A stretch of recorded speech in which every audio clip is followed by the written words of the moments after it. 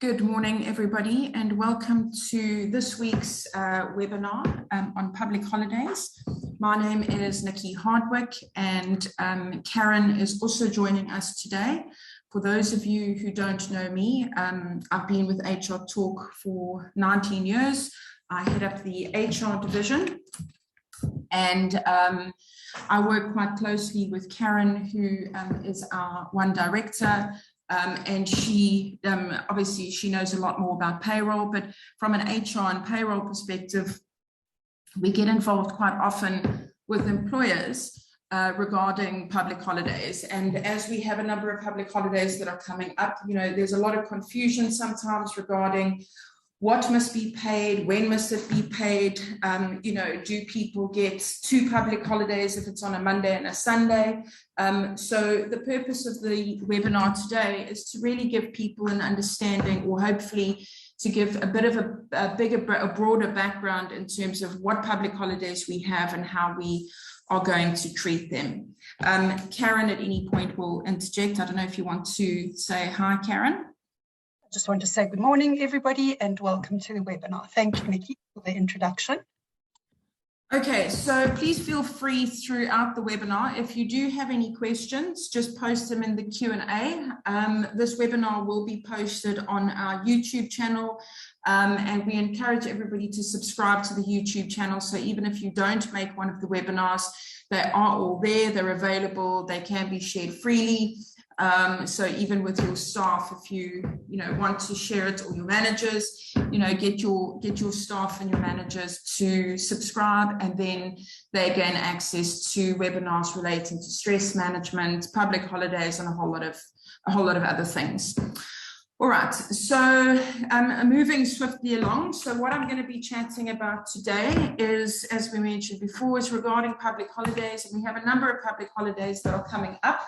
In, as we go into March and April, I think March, April and May, there's a lot of public holidays, and especially if you're a shift worker or your employees are working shifts, it does sometimes get a little confusing as to what you're required to do with those public holidays and that kind of thing. So the topics I'm going to be going through today is having a look at employees that are excluded from public holidays. So we look at the Bca earnings threshold, senior managerial employees, defining normal working hours, and that's quite important, because when we look at how we pay public holidays and what the minimum is, excuse me, we need to be defining what a normal working or working day or working hours are under normal circumstances. Then what are the South African public holidays? So I know that everybody knows that, but just looking into what does the Public Holidays Act say about that? How do we pay public holidays? So what does the legislation say regarding payment for public holidays? What happens if a person works a shift? So specifically, we're talking about night shifts. So from one day, which is not a public holiday, to one day that it is, how is that supposed to be treated? How do we pay it? And then finally looking at sick leave on public holidays. And so, that's kind of what we're going to be discussing. Like I say, if you do have any questions, please feel free to post them. And as we go through, I'm happy to answer. Okay. All right, so the first things first is just to look at the Bca threshold. Now, a lot of people only really use this when it comes to overtime. So, but it is quite important to understand that this threshold, and I'll go through it now, doesn't just apply only to overtime, but there's a number of sections where if a person is earning over the threshold, that they're actually not included. So the Basic Conditions of Employment Act has an earnings threshold, in which if people are earning more than that threshold, they can be excluded from these sections. So I've just listed the sections for you, but if we look at it, so ordinary hours of work, so you don't necessarily, if somebody's earning over the threshold, to limit them to 45 hours. You don't necessarily have to pay them or give them time off for overtime. You don't have to give them a lunch break, so it doesn't specifically have to be included within the contract of employment. But more importantly for today is One of the sections that is excluded for people earning over the threshold is public holidays not ordinarily worked. Okay, so I'll go through that now, but where you have a public holiday that is not ordinarily worked, but the person works on that day, there is a provision within basic conditions that says that you must pay that person, and then you need to calculate an amount that they, and I'll go through the legislation now, but you need to pay them an additional amount. Now, if you're earning over the threshold, this is excluded. So also just to remember that this threshold has now recently been increased. So it is now with effect from 1st of March 2022 is sitting at 224,080 Rand and 48 cents per annum. I do go through just now what earnings are, and there might be some questions which Karen can address, but if anyone is earning over that amount of money per annum, then they are not included in these sections. Okay. Just to clear up, so if we go back one section, so with the BCA threshold, people are excluded from the night work and the public holidays not ordinarily worked. Now that specifically refers to, if you're over the threshold, not that we're talking about night work, but that refers to the payment of an allowance and ensuring transport is available. So if you earn over the threshold, as an employer, I do not need to do those things for you. But more importantly for this particular webinar is if a person, and this is section 18.3 of the basic conditions, if a person does work on a public holiday in which the person was not supposed to work, there is that element where I must pay the person for the day, so their normal hourly rates, plus I must do a calculation that says on that day for the work done, for argument's sake, let's say I was able to earn, I don't know, 2,000 Rand, I must pay an element of the 2,000 Rand to the employee for working on that day. Now, if you're over the threshold, this does not apply to you. So you don't need to worry about this. And I'm making a point in this because we also have senior managerial employees who are excluded completely. Okay. When we look at earnings, so earnings going back to the BCA threshold, so earnings is that 224,000. So earnings means an employee's regular annual remuneration before deductions. So it is the manner in which the employer calculates the earnings is very important as it determines who's excluded from these particular sections. So excluded from earnings are things like payment for overtime. So you wouldn't obviously include that in the calculation for earnings. Things like subsistence allowance, transport allowances, achievement awards. So when you're defining what the earnings are, it's quite important that you make sure that you've defined it correctly. Otherwise, you could be including or excluding somebody incorrectly. Okay. All right, so then if we have a look, so just remember with the basic conditions, you have people who are over the threshold, and then you also have another section, which is the senior managerial employees. Now, the basic conditions allows that senior managerial employees, which is an employee who has the authority to hire, discipline, dismiss an employee, and to represent the employer internally and externally, can be excluded from these sections. So you'll see here, it's all the same sections as we had before, with the exception of night work and public holiday. Now the entire section apply. So for a senior managerial employee, if they work on a public holiday, I don't have to pay them double time. So it is quite important that you within your contract of employment that you have clauses that say if you're a senior managerial employee or you earn over the threshold or your earnings change at any point, that I have the ability to exclude you in line with the basic conditions. And then at the time that it changes, you then have a conversation with the person and you update the agreement. So it's quite important to put that within your contract of employment so that people know that if it does change, if I get a promotion, I'm now no longer included. It is important to note, though, that you can, if somebody is excluded from a thresholds perspective, or they're excluded as a senior managerial employee, that you can elect to pay people, you can elect to give them time off, but that's at your discretion. On basic conditions, they are not automatically included. And just to make note as well is that if you do fall under a bargaining council or you have a sectoral determination, a lot of the sectoral determinations do align to basic conditions. But if you are under a bargaining council, it is important to remember that this is specifically for basic conditions of employment. So anybody who falls under the basic conditions, if you fall under the bargaining council, there may be one or two different things. So in terms of how you pay public holidays and or who is included or excluded. So if you fall within the bargaining council, just make sure that you also check those provisions, which could be different per bargaining council, in line with the basic conditions, because the bargaining council agreement will take precedence. Okay. Alrighty, then if we look at the hours of work, so the normal maximum hours per week are 45 hours per week, with 9 hours per day for a 5-day week, or 8 hours a day on if you work more than 5 hours. Now that excludes the lunch break. Now it's quite important, so when we look at the payment of public holidays later, there's a provision within there that says, if I come to work on a public holiday and I only work for you for 2 hours, I must be paid my normal daily rate. So if I come to work for you for 2 hours, and that 2 hours, I normally, let's for argument's sake, say I get 20 Rand an hour. For those 2 hours, I would get 40 Rand, but my normal working hours say that I would get 160 Rand. At a bare minimum, even if I only work for 2 hours, I must get my 160 Rand, which is my 8 times 20, or, you know, if you're going to go 9 times 20 or whatever it is. But when we're looking at public holidays, you have to pay a minimum of the daily or the minimum of the normal hours of work that the person works. So if that person normally only works half a day, then you would look at their normal hours of work based on their particular half day, or if their shift. So on that particular, with shifts, sometimes people can work different lengths of shifts.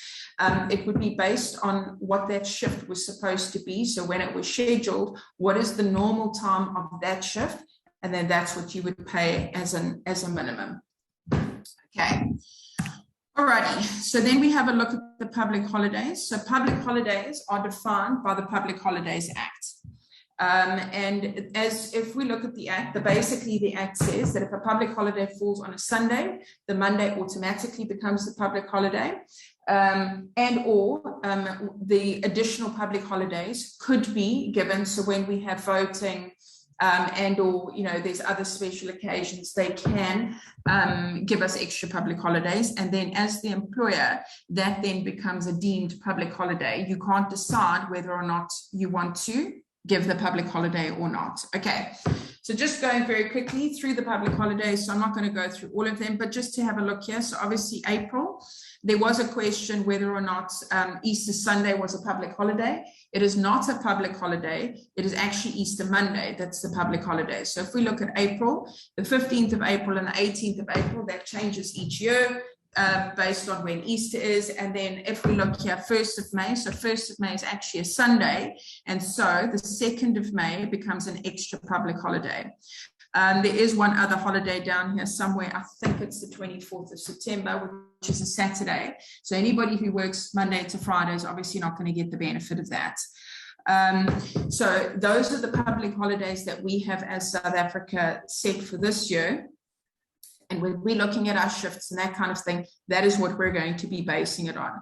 There is a provision, and I don't know if I've included it in the presentation, but there is a provision within the Public Holidays Act that is referred to in the basic conditions that says, and it's obviously not going to work for everybody, but when we look at a public holiday, so if a public holiday is on a Wednesday and your working environment allows you to swap out the Wednesday for the Friday, so people will work Monday, Tuesday, Wednesday, Thursday. You have the right by agreement with your people to be able to say, we want to literally swap it out. So you can swap it out and say, we're going to take, inverted commas, our holiday on the Friday as opposed to the Wednesday. It doesn't work in every single environment. And in that space, when they work the Wednesday, you don't then have to give them double time because you're swapping the days out. So you do have the ability to do that, but it does have to be by agreement. Okay. Alrighty. So now if we just go back a little second. So if we look over here, so the 1st of May is a Sunday. And the 2nd of May is now, because of the provisions of the Public Holidays Act, so where the public holiday falls on the Sunday, the Monday now becomes a public holiday as well.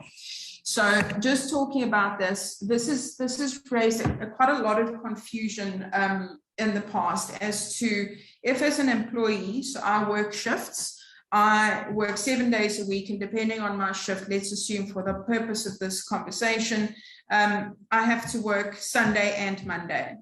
Now, am I then entitled, because Sunday, not everybody's going to get the same benefit. So people who wouldn't ordinarily have worked on a Sunday now get the benefit of the Monday.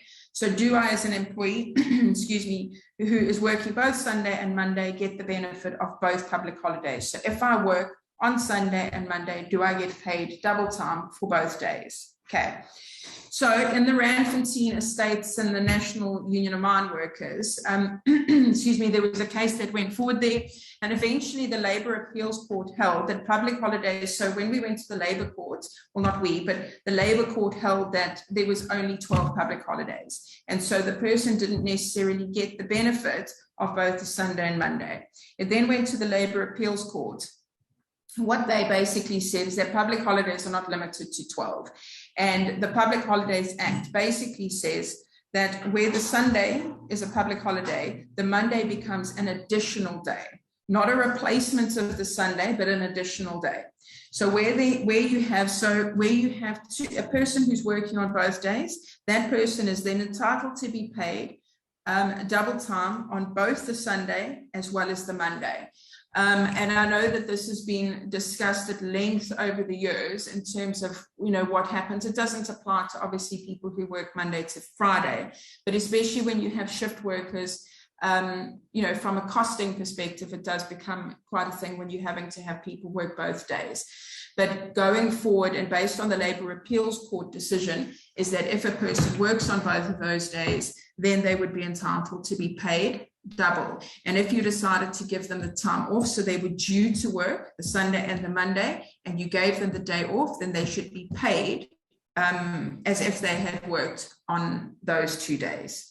Okay. The only time they're not going to get paid on those days is if their shift roster had never ever scheduled them to work on Sunday and Monday. Then they would be like anybody else's, Saturday. They wouldn't get the benefits, and they would unfortunately just be the people that lost out this particular year. Okay. I'm hoping that's making sense to everybody. Okay, so when we have a look at public holidays and when can people work? So can a person be forced to work a public holiday? So the basic conditions of employment says that an employer may not require an employee to work on a public holiday except in accordance with an agreement. So this has to be put within your contract of employment, stating that you require people either to work or not to work on public holidays. If you don't have an agreement, an employee is entitled to obviously say no. So it's quite important that if you do need people to work public holidays, that your agreement is set up in such a way that it says that you may be required or you will be required according to shift rosters, which they then sign at the beginning of their employment, and then you change that as needed. Okay. Now, if we look at the payment of public holidays, so when do we pay people what? Okay, so if a public holiday falls on a day in which an employee would ordinarily work, so it happens to be on a day that I'm supposed to be coming to work. So if the person does not work the public holiday, so I allow the person to have the holiday off, that you must pay them the minimum of their 160 Rand. Okay, so if I was supposed to earn 160 Rand for the day, then I must be paid 160 Rand even though I did not work that day. If the person does work on the public holiday, so I require the person to come in, I must pay them at least double the amount referred to in paragraph A, okay? So I must pay them at least 320 Rand. So they must get paid double for each hour that they work for working on that day. Or if it is greater, the amount referred to, okay, so I'm going to go through a whole lot of things here, but basically what must happen is I must get a minimum of 160 Rand. If I only work 6 hours, then I must get the 160 Rand, and then I must calculate my 6 hours so that I'm getting double for each hour that I work. But at a very minimum, I must get my 160 plus an extra 1 for each hour that I've worked. Okay, so it's double or that other calculation. I hope I'm making sense there. So when a person, I think the key thing here, just to remember, because a lot of people will say, people come in, they work for 2 hours and I will only pay you double for the time that you worked. I can't do that. I must pay you at a minimum for your full shift. Okay. All right. If a person works on a public holiday, which they would not ordinarily work, okay, is the employer must pay that employee. So this is what I was talking about. This is section 18.3, I think, of what I'd originally said, where if people are above the threshold, this doesn't apply to them, but anybody below the threshold and or who is not a senior manager. So what I must pay if the person comes to work, so using the example, I don't ordinarily work on a Saturday. Saturday is now a public holiday and I'm requested to come in and work additional time. So I must obviously get my ordinary daily wage. Let's assume it's the 160. Plus, I must get the amount earned by the employee for the work performed that day, whether calculated by reference to time or any other method. So I must also then either get paid double or I must calculate how much time. So if I get 160, I must also then get another calculation. So I'm not entirely sure from a payroll perspective how that's done, but that would be something that is agreed upon with people upfront. And obviously it doesn't always happen with all employers, but if you've got people that are working shifts and or are required to come in additional days, so days that ordinarily they wouldn't be working and have to work on a public holiday, it is important that you look at this clause so that you understand what people are supposed to be earning. And this very often will happen with people that are working in sales, people that are working in retail. And so you're able to then have a look at what their sales were for that day and then work out a calculation of what they should be earning. Okay, I do hope I'm still making sense and not going too fast. Okay.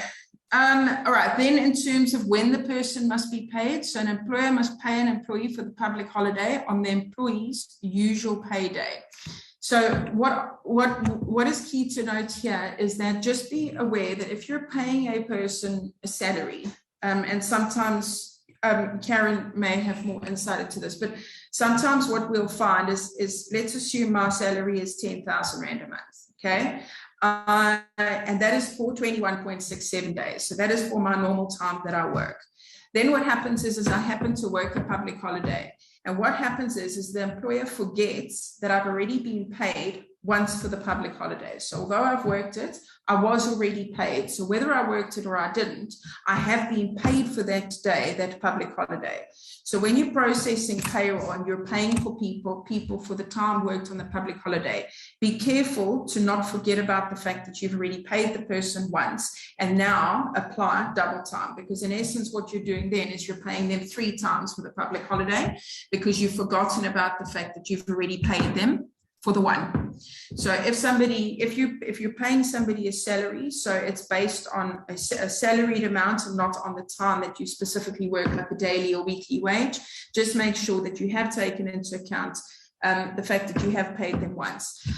Also to note is when you do pay people for public holidays, from a pay slip perspective, it's important that it is another line item, so it must be reflected that the person has actually been paid for their public holiday.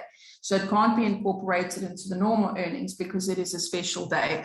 If people are ever challenged, so if an employee says, I was never paid for that day, as the employer, one of the ways that you can verify that you have paid people, not just for public holidays, but for overtime and that kind of thing, is to reflect it on the pay slip that the person has actually been paid for the additional one time or whatever the calculation is for that particular day. Okay, all right, then we move on to shifts. So again, please just remember that if you are in a bargaining council, that you need to check the bargaining council rules with this. But basically what the basic condition says, and this applies to overtime and public holidays and that sort of thing, is if a shift falls on both a normal day and a public holiday day, what you would have to do is to have a look at where most of the shift fell. So if 60% of the shift fell on a normal day, then the entire shift is deemed to be a normal day and not a public holiday. If obviously 60% fell on the public holiday, or even 51% fell on the public holiday, then you would have to apply the entire shift to the public holiday. So it's not based on a 40-60 split and you decide what it is. If the whole shift is deemed to be worked on one day or the other, that is how you apply it. But again, please have a look at your bargaining council agreements if you are on a bargaining council, just to make sure that you're applying it correctly. Okay. All right. And then finally, well, I'm going to talk about maternity leave as well, and then open up for any questions that anybody has. But this is one of the things that has become an issue, specifically within retail and hospitality and industries in which people work 7 days a week. And that is where an employee, okay, according to a shift roster, was due to work on a public holiday. So it's on the shift roster that they're supposed to work the public holiday. They now decide they don't really want to work the public holiday because they want to have a long weekend. And so they do one of two things. Either they apply for annual leave, okay, or they call in sick. So what happens in that scenario is, and this is where so people go, well, you're sick, therefore it should come out of your sick leave, or you've applied for annual leave and they should be taken out of your annual leave balance. And that's not entirely correct. So this is unfortunately something that employers need to manage. But if a person falls sick on a public holiday, we need to go back to the Public Holidays Act that says, and the basic conditions that says, if a person was ordinarily supposed to work, so I'm going to go back and see if I can find it. There we go. If a person ordinarily works, sorry, let me just hang on. If a person who is ordinarily supposed to work on a public holiday does not work on the public holiday, they must be paid at least the wage that they would have ordinarily received. Now, when it comes to the sick leave, okay, we are now not entitled. Okay, if we look at the legislation, we're not entitled to basically take a day of sick leave, because then what we're not doing is saying that was a public holiday. So we're not aligning to that provision. The Public Holidays Act says that if a person, so if it's a public holiday and they were ordinarily supposed to work and they did not, you as the employer have to pay them their ordinary daily wage. If it so happens that they fall sick on that day, unfortunately, you're not entitled to prejudice them by taking from their sick leave. You must pay them as if they had worked and they just take the day off. The same would really apply for annual leave, but I mean, with annual leave, so if a person applies for annual leave on a public holiday, they actually can't apply for annual leave, because in terms of the basic conditions, it says that during any period of annual leave, if there is a public holiday within that period, the person's annual leave must not be negatively affected. So if I'm going to take 7 days and there's one public holiday, the actual amount of annual leave that I must take off is only 6. So I can't take off a person's annual leave for a public holiday. So if an employee falls sick on a public holiday, unfortunately, you can't deduct the sick leave from them, and vice versa with annual leave.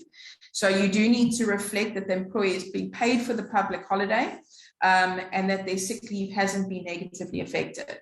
If we're going to look at things like medical certificates and people who are abusing the system, etc., that is a separate conversation. But it doesn't affect, for now, the payment of that public holiday. So you just need to make sure that if it does apply to you from that perspective, that you're not taking off their sick leave or their annual leave. And obviously, if you have employees that are doing this, then you manage it outside of this. But from a legal perspective, make sure that you're not taking off the sick leave. The other question that often comes up is if an employee has gone on maternity leave. So a person has gone on unpaid maternity leave, but there are, so let's say it's Easter or it's Christmas, there's a number of public holidays that fall within that period.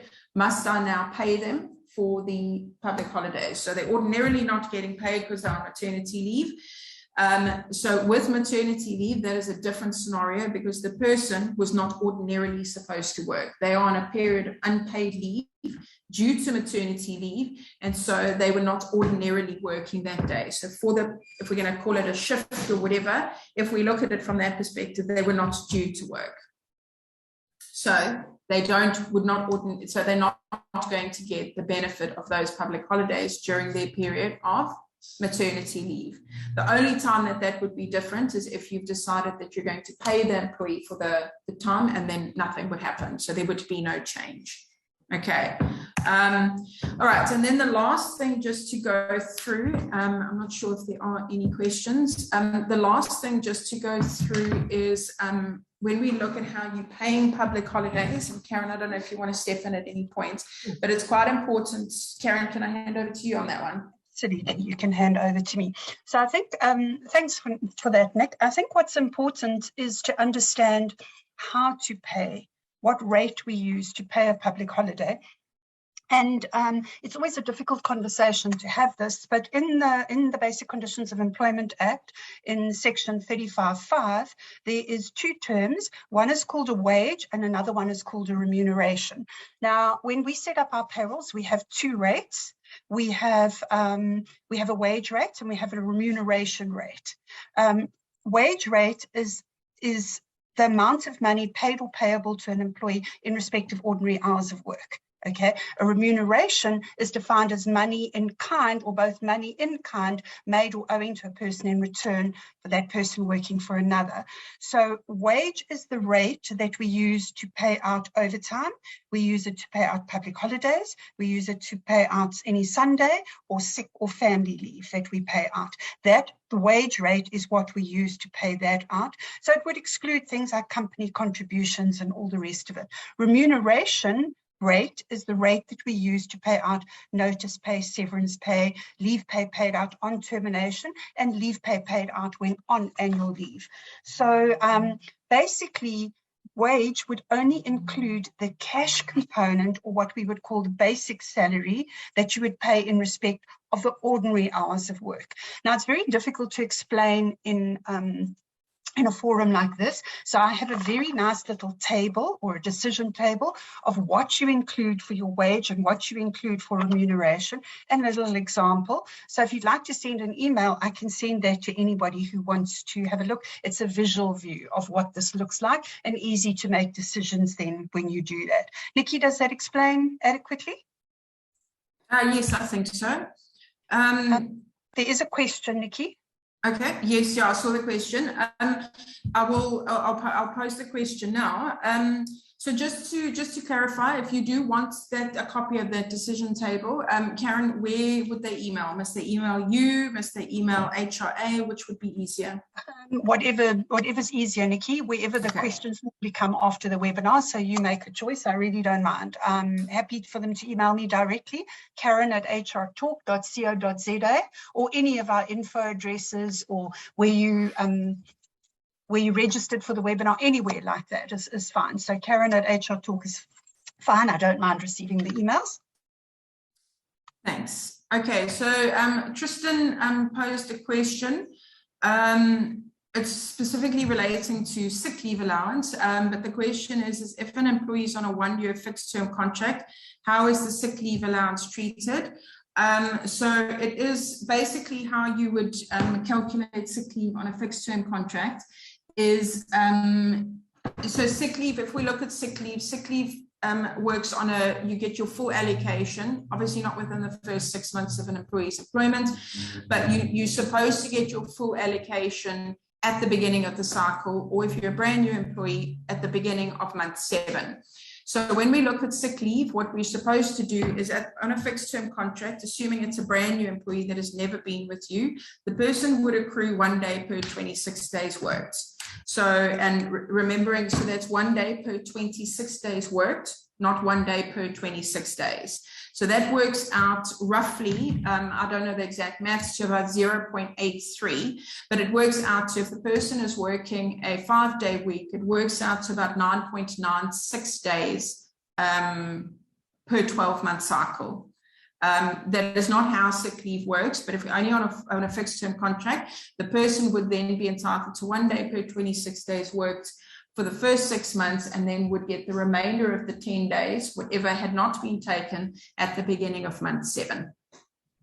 Okay, so that's basically how that would work. It doesn't necessarily affect the public holidays, because even a person who is on a fixed term contract, they're entitled to public holidays. So any single employee, anybody who works for you for more than 24 hours a month and has a contract with you, is entitled to the same provisions within the public holidays as any other person. Okay.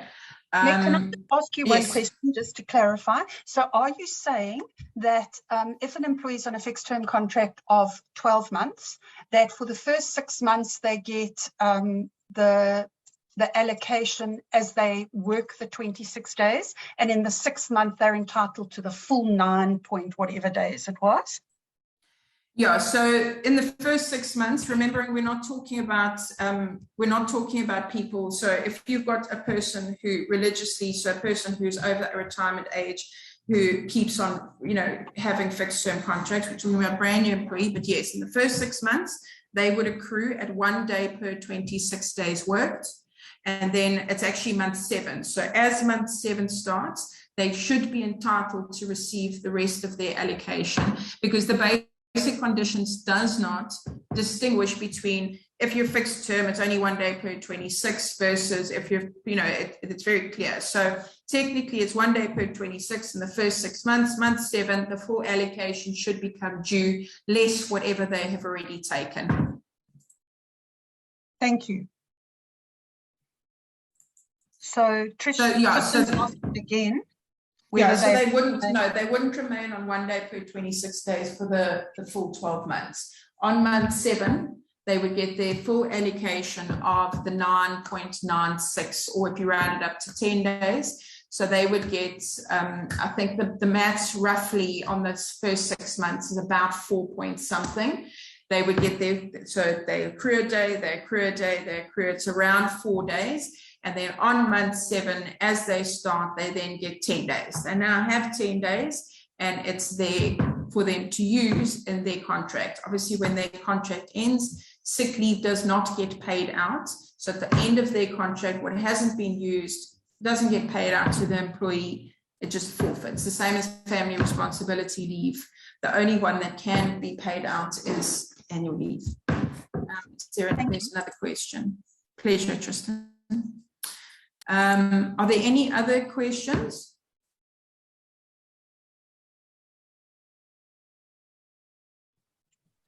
No, I don't think so. I don't know. Okay, so I think the easiest thing, especially with public holidays are something that within an industry, they're quite straightforward. It's easy to understand. It's easy to read. The complicating factor comes in is depending on how your particular organization works. So do you have shifts? Do people work half day, full day? How do we calculate? So I think that's very often where the confusing thing comes in, is unpacking the different scenarios within your particular working environment. So if anybody does have any particular questions, any concerns relating to their environment, and or if you have a bargaining council that might have slightly different things that apply to you, you're more than welcome to give us a call or pop us an email. Karen has said her email is karen@hrtalk.co.za. I think many of you know my email address, but if you don't, it's Nikki, N-I-C-K-Y, @hrtalk.co.za, or you're more than welcome to send us an email at info@hrtalk.co.za, and we're more than happy to help you. So thank you for joining the webinar today. As I mentioned before, please subscribe to our YouTube channel. If you do miss any of our webinars, everything gets posted on there, and you'll get notified when a new webinar has been loaded. So thank you very much for joining. We hope you have a wonderful rest of your day, and we'll see you next week for the next webinar. Yes, and enjoy the public holidays. Thank you. Bye. Joan has a question for anybody who's staying. 25th. Okay, so Joan, with the 25th, which is a 25th of December, It's a Sunday. And then the Monday, so this year we don't get, so it would have automatically gone to the 26th anyway, but the 26th is already a public holiday. So that now doesn't move to Tuesday. It just so happens that this year everybody loses the benefit of an additional day. So yeah, so there's no other day. So it's 25th and 26th. For those who work Monday to Friday, you only get the benefit of the one holiday, which is the 26th. Pleasure. Okay, thank you, everybody. I don't know if there's any other questions. I'm happy to stay on for a few minutes if anybody does have any questions. For those of you who want to leave, thank you for joining us, and we'll see you next week.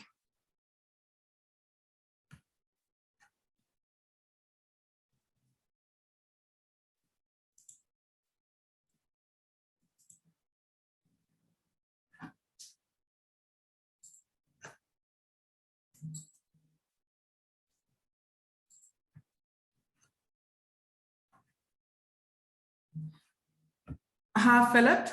So the webinar will be posted on our YouTube channel and on our website, as well as I think it goes on Facebook as well, but it will be available there. So you can view it again. The decision table that Karen spoke about, if you would like a copy of it, you're more than welcome to email us at info@hrtalk.co.za. Alternatively, you can email Karen directly, which is karen@hrtalk.co.za, and she can send it through to you.